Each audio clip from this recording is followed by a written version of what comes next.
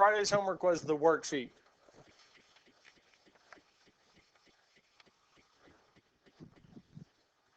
Now, what we're looking at today are some special factors, ones that have special properties to them. And the first one we're looking at, and the main one we're going to look at, is the difference of two squares, the difference of perfect squares. And what that is saying, the difference of perfect squares is saying that the first term and second term, there's only two terms, are perfect squares, that we can write it as a number times itself. A is going to be a number times itself, and B is a number times itself.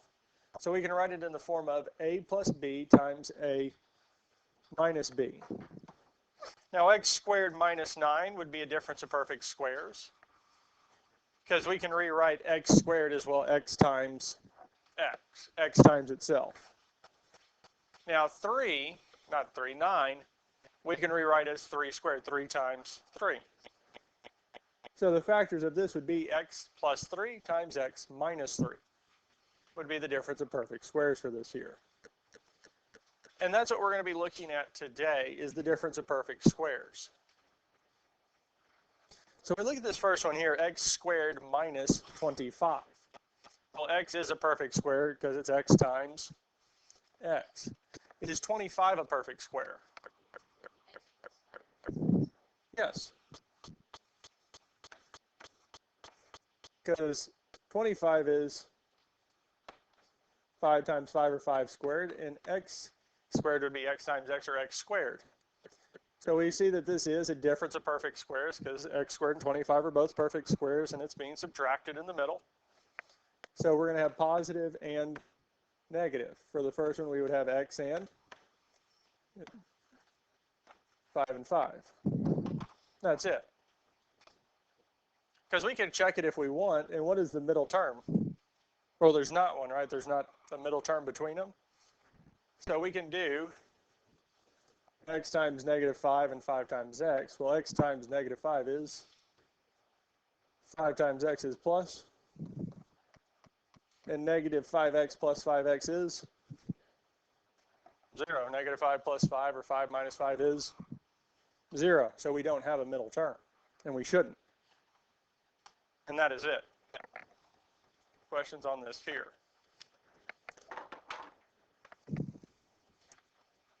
Four z squared minus 1. So is 1 a perfect square? 1 times 1 is? 1 is a perfect square. It's not prime, but it is a perfect square. It doesn't actually have any factors besides 1, but 1 times itself is 1.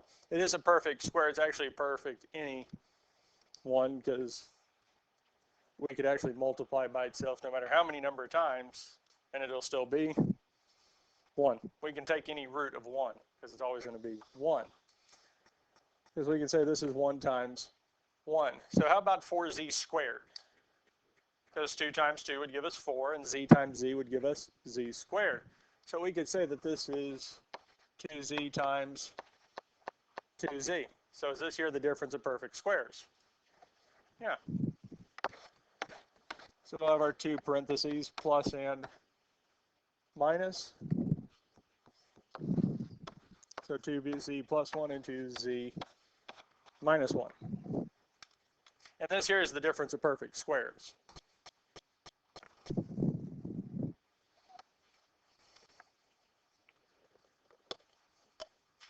Questions on this here? X squared minus 64.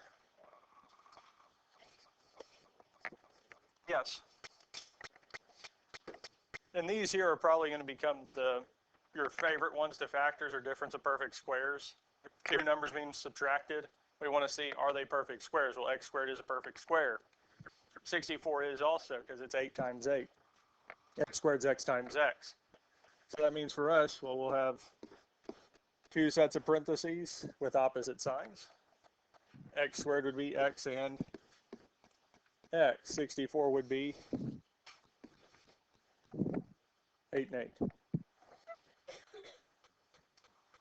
So to factor x squared minus 64 would be 8 plus, or x plus 8 times x minus 8. And that's it. Questions on this here? ready for the next one. X squared minus 36.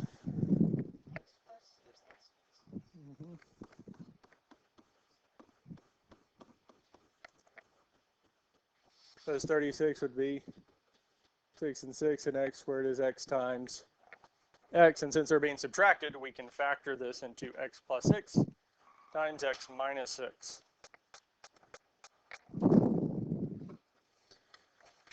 Questions on this here?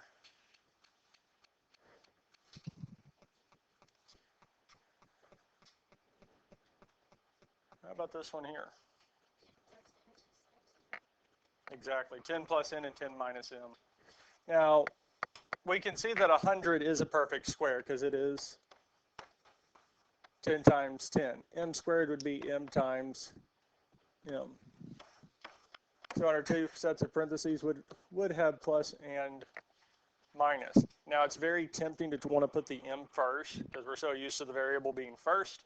But since it appears second here, we could have m and m have to be second. The 10 and 10 would go first. Now, we could rearrange it if we wanted to. Because over here we'd have negative 10, m plus 10 times m plus 10. Yep. Because having a negative variable is not very, we don't like it, it doesn't look nice. Because I could factor the negative out of the first parenthesis, which would give me m minus 10 times m plus 10, which would be the exact same. Or we can just leave it as 10 plus m times 10 minus m. Or we could have it as m plus 10 times 10 minus m. That would work also. Questions on this here? We're good with this here? How about this one? Yes.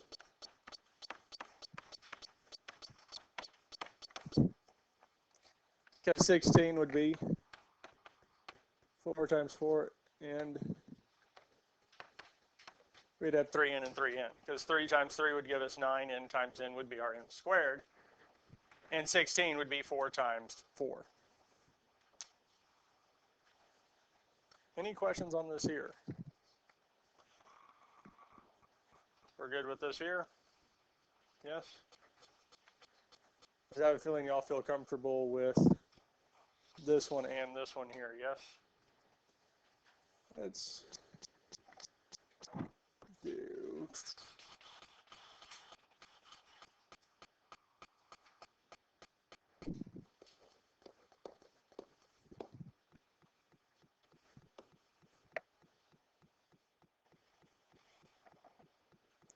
This one here I just added in. 27n squared minus 75.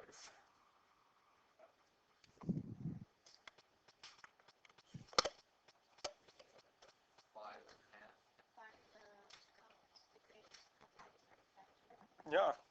Is there a greatest common factor between 27 and 75? 3, yes? So if I factor the 3 out, bless you, 27 divided by 3 is n squared minus.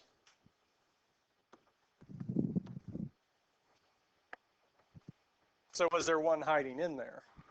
Well, yeah, because 9 is 3 times 25 is 5 times 5. So after we pulled the 3 out, we could see that we do have 3n plus 5 times 3n minus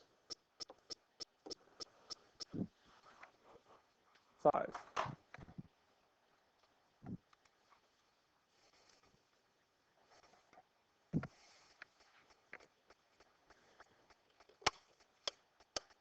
Questions on this here?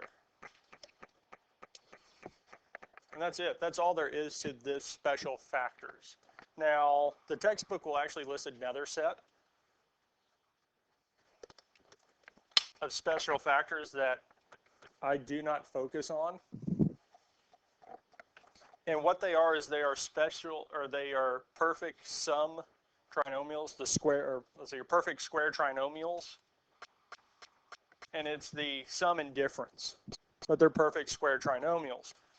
And what they're talking about is it coming in the form of a squared plus 2ab plus b squared, or a squared minus 2ab plus b squared. They're going to come in one of these two forms.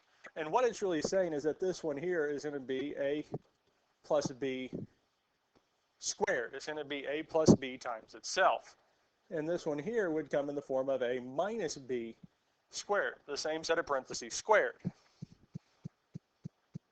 But the reason I don't focus on this is because, well, we have to figure out what a and b are, and then figure out what it is times 2 to get the middle term to make sure we do have the correct a and b, and then plug it in, and well, wait a minute, we could have just done what we have been doing the last week, isn't it? Greatest common factor, 2 sets of parentheses, find the sign, factors of first and third term, and then go from there. So really trying to learn the kind of shortcut method for this here isn't saving time. It's not really a shortcut to see the pattern if we already have a way that works. Now it's a little bit different for the difference of perfect squares, because perfect square, what times itself is the first term, last term, plug them in, we're done. That is faster and easier to do, so we'll do it that way.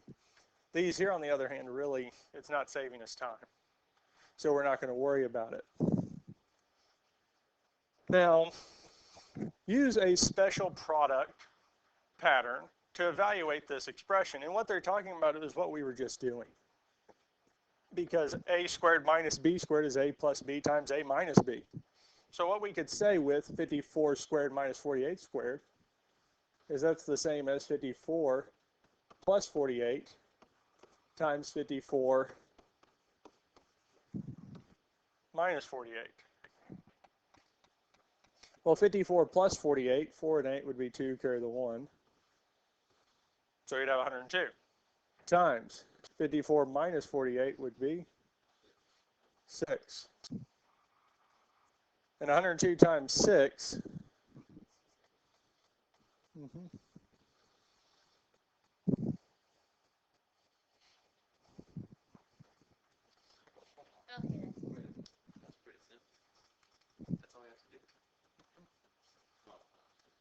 You like that? Are you ready for the next one? Okay.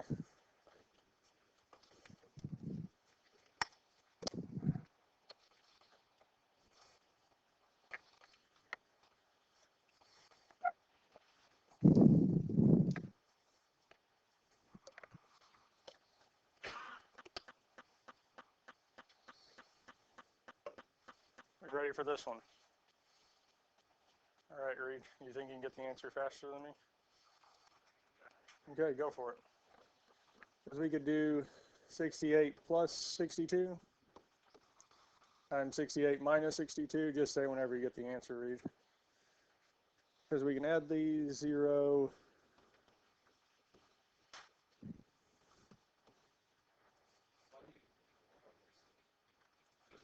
Yeah, 2 is 6. 0. 780? Yep. Yeah. But Reed, what'd you do? Plugged it in, yes? Oh, wait a minute. The calculator will do this, won't it? Yeah. Oh, will it? Oh, okay. Yeah. I mean, it's just adding one side. Well, you don't even have to do that.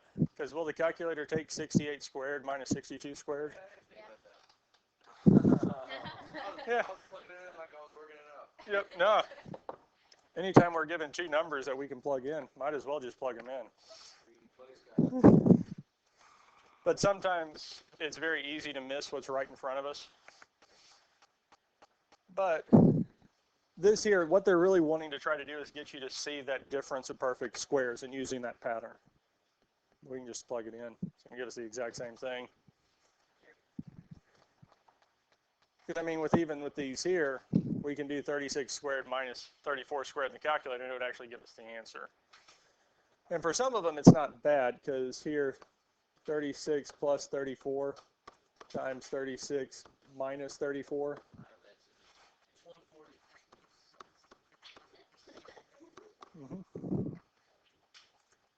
And the last one would be? And that's it. Because even these would be the exact same thing. And that's it.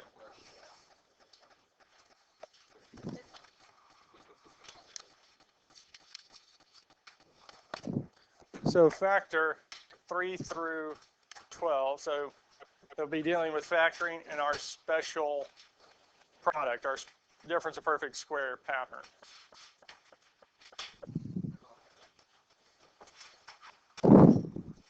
So if you want to make sure to do that, now they might throw in some, because I believe the directions say factor completely. Whatever.